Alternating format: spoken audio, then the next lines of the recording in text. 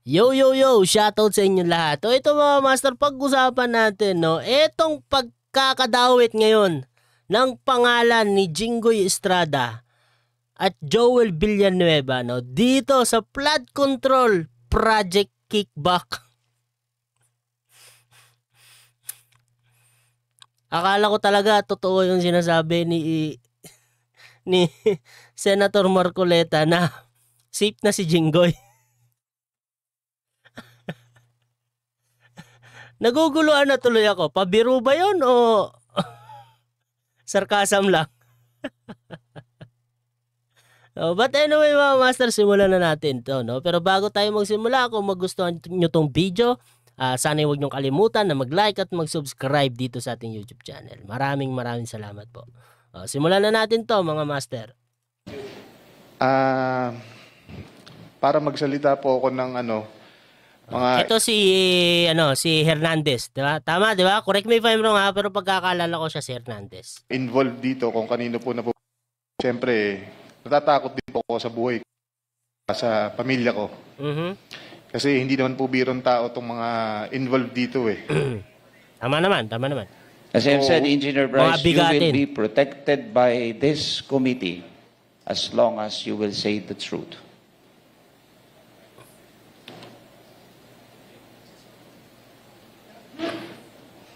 Kung pwede po bang huwag nyo na ako ibalik sa Senate, Your Honor. Bakit? Bakit Kasi takot may kang mga bumalik sa involved Senate? pong senador dito. At hindi ko po alam ang magiging kapalaran ko pag binalik nyo ako doon. Magsalita ka muna. And this committee will assure you that you will be protected. Your Honor, parang mas kailangan ko po muna ng assurance nyo bago ako magsalita. Tama naman. Kailangan mo na ng assurance bago siya magsalita. Ba't parang baliktad? Magsalita ka muna. Magsalita ka muna bago namin pagdesisyonan kung bibigyan ka namin ng protection. Ganun ba yan? Baliktad, no? Di ba dapat sasabihin mismo ng committee, huwag kang matakot magsalita, sagot ka namin. Di ba? Ano ba yan? Can I have a 1-minute recess, Mr. Chair?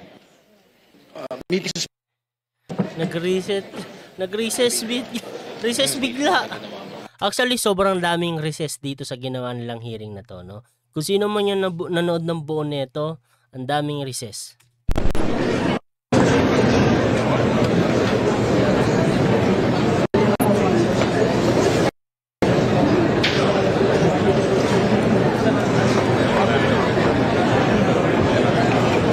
Taktawan na natin yan. Mahaba yan. Nagkusap-kusap yung mga tanga.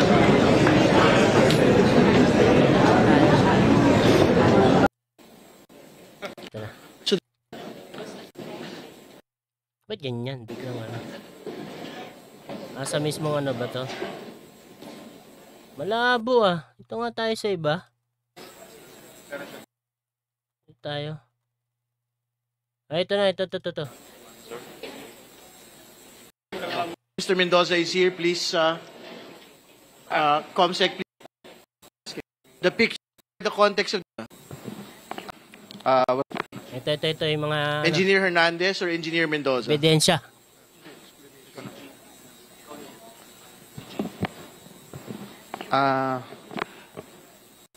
Your Honor, this picture was taken in the place of our friends. There are, meron pong kasunod na picture yan na makikita nyo po na puro pera lang ang laman. No, maybe you can identify the people in the picture first so that we can have more context. Who are the personalities involved, and are these personalities named by anyone in the course of the inquiry already? Sino po yung mga nasa litrato? There are previous employees of Bulacan First Engineering District, Your Honor. Sino-sino po itong mga ito? Mga pangalan, kailangan po magbigay ng pangalan. Dating Assistant District Engineer po, Rafaelito Marcelo. Yung kay Jinggoy. It's okay. Man po. Record. Ito. Yan po, sabi po nila, hindi po sila magkakilala. Baka naman po. Well, napanood ko yung sagot dito ni Jinggoy, no? Nagpa-picture lang daw. Well, eto nga, di ba? Innocent until proven guilty naman, di ba? Lagi naman dapat gano'n. Innocent until proven guilty. Fun lang siya. Can we state for the record who the personalities in the picture are? Yung boss ko po, si Boss Henry Alcantara, at saka po si Senador na akala po niya ligtas na siya. Sorry, we have to have proper decorum, please. I'm we have to sorry. state for the record the name of the person and the occasion that we are talking about. I believe, Your Honor, ito po yung birthday sa Soler na ito nga po yung parang sa 10th po ng Soler. Birthday. Oh, ito yung sinasabi din ni Jinggoy na inimbita niya, no? Sa Soler. Soler? Ginawa yung birthday ni Senator Jinggoy Estrada po. Again, to be very clear, who are the personalities? Please state for the record in this picture. Si Boss Henry Alcantara po, at saka po si Senator Jinggoy Estrada po. Thank you. Next picture, please. Nakala niya safe na siya.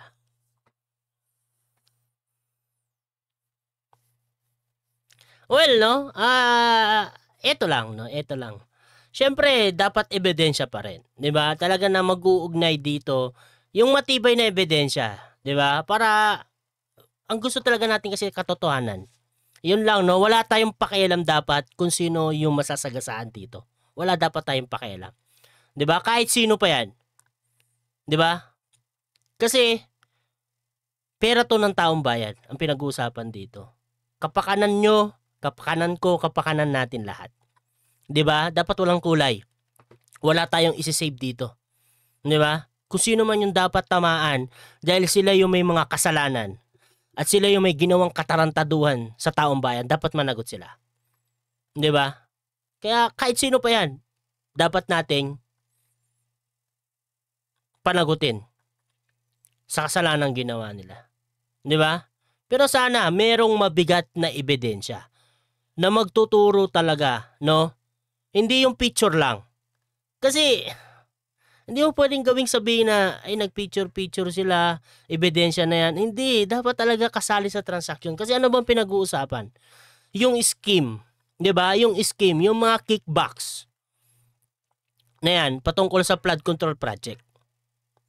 So dapat yun yung ebidensya na mag-uugnay talaga na kasali itong sila Joel Villanueva at si Senator Jinggoy Estrada dito sa scheme na to. Dapat ganun. Hindi picture lang. E paano nga naman talaga kung naimbitihan lang? Nagpa-picture. Mga public figures yung mga yan. Siyempre, kahit ako naman siguro, picture ba ako kay Jinggoy? Parang hindi ko kasi trip si Jinggoy eh. Si Joel, lalo na si Joel Villanueva. Hindi rin akong pa-picture doon. Baka hindi pa ako kumaway. Pakialam ko dyan. Pero public figure, di ba? Siyempre yung iba sa pan, di ba? Minsan ka lang makakita ng ganyan klaseng tao, pa-picture ka na, di ba? Tapos naimbitahan ka pa sa birthday. O bakit, di ba? Ganun talaga, di ba? Kaya nga sana meron talagang mabigat na ebidensya na magtuturo dito. Hindi sa picture lang. 'Di ba? Hindi lang din actually yung text no madali lang kasi i-tampering yung text, 'di ba? Dapat talaga yung talagang solid na mag-link talaga sila na all interconnect. Walang lusot ba? Walang lusot. Itong sila Joel Villanueva at Senator Jinggoy Estrada, 'di ba? Dapat ganun yung ebidensya na meron ito. Kasi kung hearsay lang din, awit, walang mangyayari. Di ba? So again, these are pictures with known personalities during the birthday of Senator Jinggoy Estrada. Is this correct? To be honest, Your Honor, I do not know when this picture was taken, but I'm just trying to show that Mr. Alcantara, Engineer Henry Alcantara and Senator Jinggoy Estrada have met a couple of times already. And they appear, what do they appear? Do they appear close? And they appear super close, Your Honor. All right, thank you. Please proceed. Next picture, please. Wow! Wow! That's a lot of money, dude. Wow! Pengi naman ako niyan. Pengi naman ako niyan. Kung galing sa maduming bagay, bakit ko tatanggapin yan? Sa inyo na yan, no? Sama nyo sa hukay. Pero daming pera, no? Grabe, no? Wow. Ilang milyon siguro yan. Sobra. Sobra 20 million yan. So, what is the context of this picture for the benefit of people that are looking?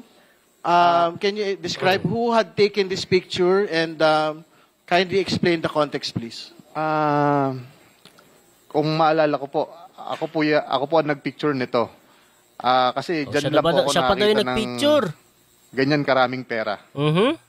First time ko po yan. Kaya pinicturean ko, natuwa po ako. Well, hindi po nakakita sa personal ng ganyang karaming pera. Hindi pa nga ako nakakita yung parang isang yung isang ganyan, hindi po nakakita sa personal niya. Yung isa lang ito lang yung magkakapatong na tig-1,000 na yan Oh. Ikano pa kaya gano'ng adami And na po, yan? that's for inaayos po ni boss yan. Mr. Chair, sino yung taong yun na naka-blue? Can you state for the record, sino Ano naman si Kong Comelec politiko talaga Sabat na sabat. po yung napicturean na nakatayo sa harap po ng mga pera? Yung half body po, si Boss Henry Alcantara ko po yan. Okay. Kanino binigay ang pera, Mr. Chair? Kanino binigay ang perang yan? Sorry. Sige, pakikwento po muna what is the context of this picture? Yan po, ang context po niyan is, Kinukwento nga nagkukwento. Ito talaga si Abante nung hilig sumausaw. Magkukwento nga siya kung ano yung context. Ito magtatanong-tanong ka. Hintayin mo muna kayo magkwento, no? Tsaka ka magtanong. Di ba? Baka mamaya kasali pa na sa kwento niya. Tik talaga to si Abante. kung makikita niyo po, makahiwalay po yung pera. May mga pagbibigyan yan, Your Honor. So, Can he name them kung sinong pagbibigyan ng mga perang yan? I'm sorry, Your Honor. sino po daw yung pagbibigyan ng mga pera po na yan, supposedly? Ito na nga po yung sinasabi ni boss na sa mga... Alright, next picture, please. Chair. Pwede lang po maklarify saan ang lugar at anong date ng picture na yan?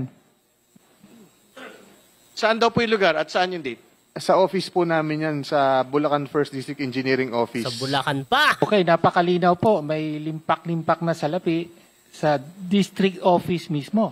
Kailan? No? At kailan? I believe mga 2022 po or 2023 yan. Alright. Something like Chair, meron namang mga paraan para ma-determine yung precise date, di ba? I think we will get the metadata of this. Importante For po yun. submission, At to clarify, pasensya na po, to clarify lang po, normal po ba sa opisina ng gobyerno, ng DPWH, na merong ganyang piles of cash sa mga transaksyon ng gobyerno? Please Sa mga respond. regular na transaksyon ng gobyerno? Please respond, Mr. Engineer Hernandez, please. sa All right. Just answer, please. Sa Then office- we will proceed. sa office po namin, normal po yan. Okay, next picture, please. So normal.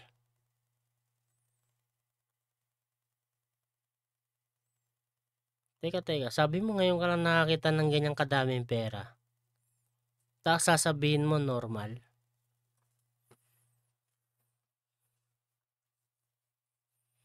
Naguluhan lang ako dun Kung normal lang, so madalas, no? Paano mo sasabihin normal kung hindi ito laging nangyayari, di ba? Parang ganito, nag-aaway kayo ng misis nyo araw-araw. Naririnig mo yung kapitbahay mo, no? Example, may kapitbahay ka, mag-asawa, lagi nag-aaway araw-araw, tapos tatanungin ka, normal ba yan? Hindi mo pwedeng sabing hindi yan normal. Kasi araw-araw nag-aaway sila. No? Kunyari, first time lang nakapunta doon, nakakilala mo, first time lang nakapunta sa inyo, tapos narinig yung kapitbahay nyo na nag-aaway.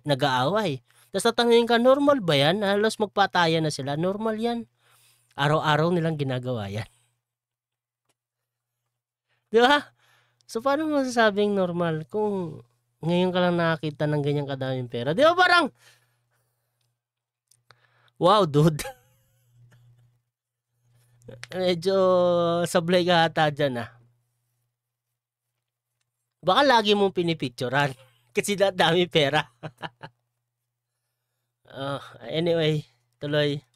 Mr. Chair, just to clarify, Mr. Chair, Okay, Congressman Pakita nga Sutay. isang picture po. kay Engineer Bryce yung on the lower right portion ng picture. Can we go back to the Pakibalik picture? Talagang mahirap pag maraming taga-tanong. No? Alam nyo, no, nangyayari talaga dito sa House of Representatives. Isipin nyo, no, yung tinanong na ng isa, itatanong pa ng isa pa. Pare-parehas lang yung tanong, iba-iba lang yung mga congressman na magtatanong. Ganon yung nangyayari. Kaya ang hirap, matagal matapos. Sobrang tagal matapos na itong hearing na to.